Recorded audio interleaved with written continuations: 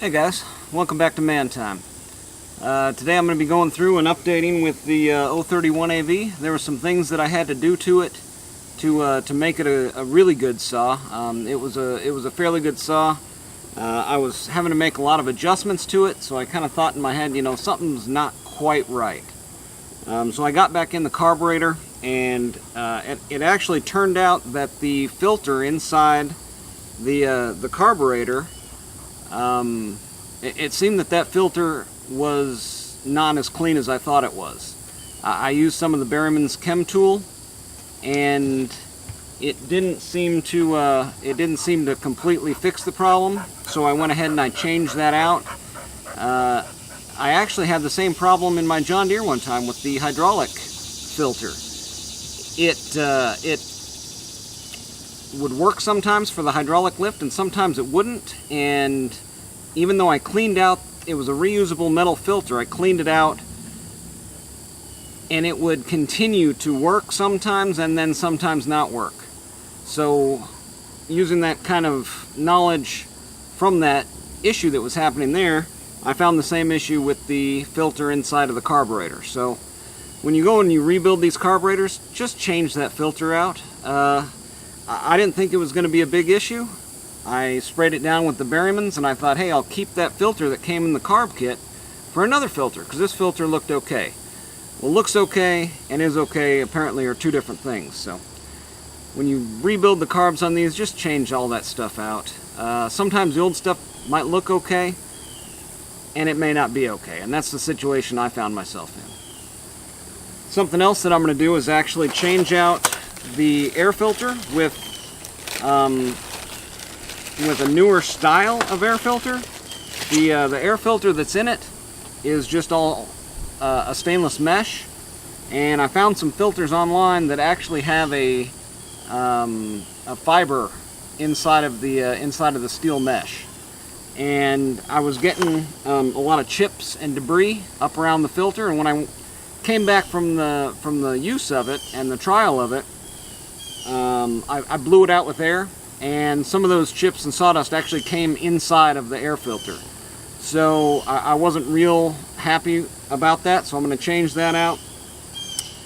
Yeah, it's all about trying to make it perfect, right? I also got some spare parts kits.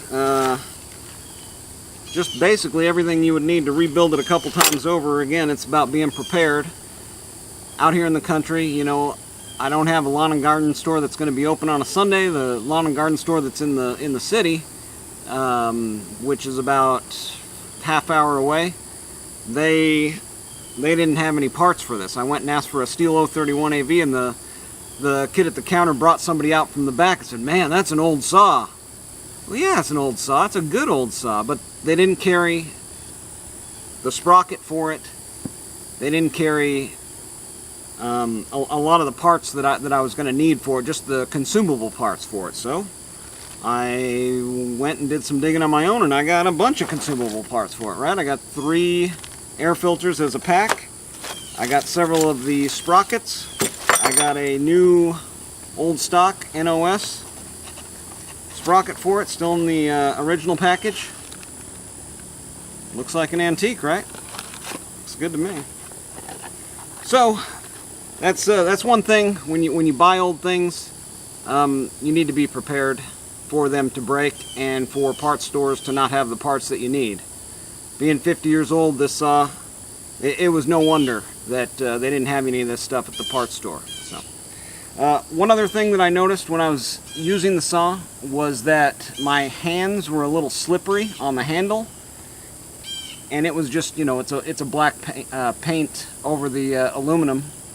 And so I put some, what is essentially a friction tape, but without the stickiness on both sides. And it's just got a little bit of an additional grip to it. This is a TESA brand, but essentially it's just got a little bit of a thickness to it, and it's sticky on one side, and it's almost got kind of a felt on the other side. And it seems like it's gonna work to give me some cushion there and some additional grip. Even though it's kind of a felt, that glue is kind of bleeding through, and it's given me a nice grip on it. So I'm going to go ahead and change the air filter out, and I think that's basically all I had planned for it. And then I'm going to start using the heck out of it. So stick around. We'll show you some working on it, and then show you some use of it. Ought to be a fun day. Welcome to Man Time.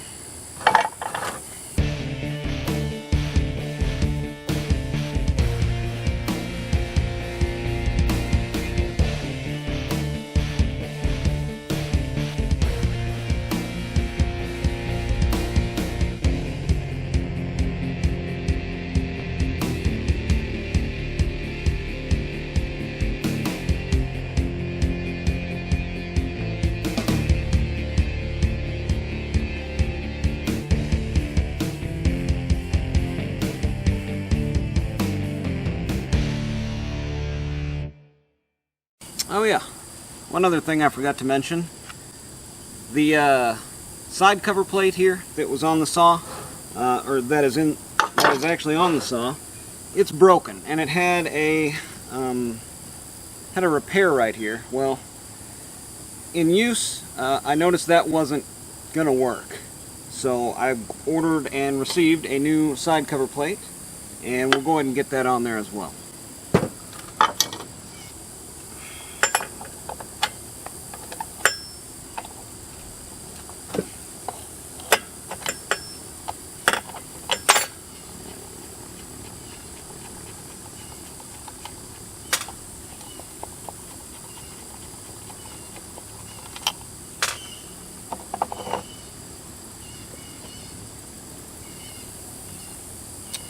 Yeah, if you see on this one here, where this lower part of the dog was, it was really loose in there, and yeah, it just wasn't going to work for me. So we got a new one. I'll save the dog here, but as far as this housing goes, it looks like it's been tried to be repaired several times over and just hadn't happened. Another good thing about the new one here, the metal piece here is in a lot better shape than on this old one. So the dog size, wow. Yeah, I may change that dog over. But like I said, I'm not typically one to use that to lever the chainsaw. I'll let the chain do the work and just kind of guide it as it goes through there. So, I don't know. We'll keep it anyway.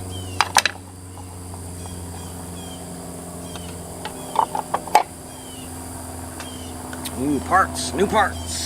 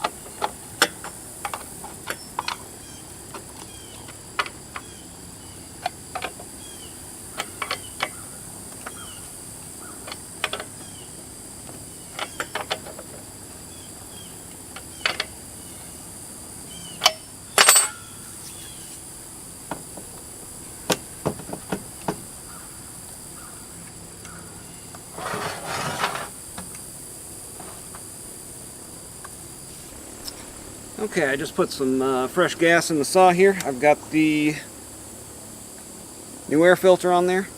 Got the new side cover plate. Carb, again, completely rebuilt. One thing I really like about this saw is I've got full range of adjustment through the carburetor with just a flathead screwdriver. One thing I really hate about the new chainsaws is you need all these special tools to adjust the carb, because they don't think people are smart enough to adjust their own carburetors nowadays. The EPA has told us now that we're not smart enough. That's essentially what they've done. They've taken away our ability to adjust the fuel and air mixture on our chainsaws. And it was the same thing with that Husky, and I think that's why I kept burning up pistons and things on it, was I adjusted the run jet all the way open, so as much fuel as could possibly be allowed in there was being allowed, and it still wasn't enough. So, here we are. Getting old antique stuff and making it work for us, right? Alright, I've got some fresh gas in there. I'm going to go ahead and see if it'll fire up here and how it fires up now that, that we've done some work to it. So, let's check it out. There was the choke and half throttle. Let's go no choke.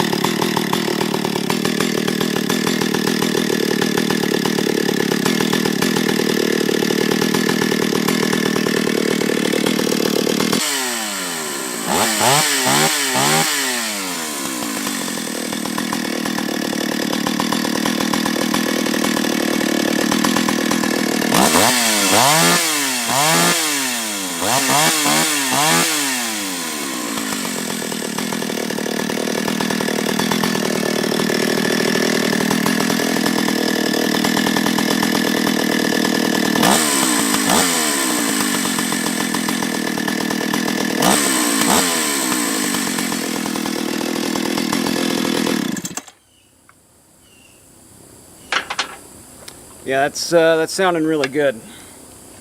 I think that new air filter is going to work really well on it. One thing I did to stop the chain from moving there, I did replace the clutch springs. I guess it'd be on this side. No. Clutch springs are here with the sprocket. So I replaced the clutch springs. Also the clutch, I don't want to call them boots, but for like a brake shoe. There you go. The clutch shoes. It's kind of a metal impregnated fiber like your brake shoes.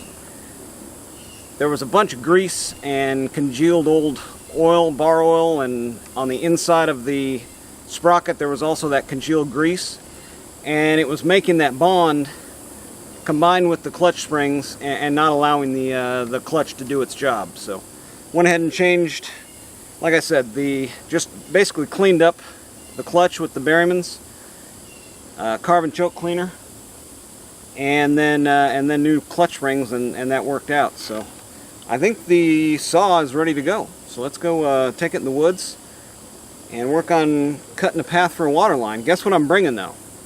Bringing this, but I'm also bringing the Husky, because you just never know.